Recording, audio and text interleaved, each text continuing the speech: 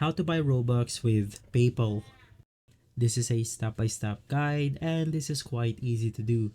So without further ado, let's jump straight into it.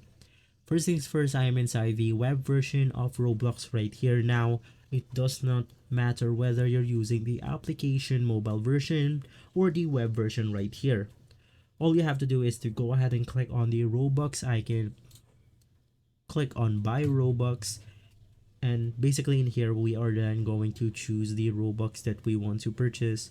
As an example, let's go ahead and click on the 4,500 Robux right here. Inside we then have our payment method. We have the most common payment methods right here, which is the credit card, debit card, the PayPal account, redeem Robux card, but right below that we then have the other button. So basically in here, all you have to do is to click on the PayPal payment method,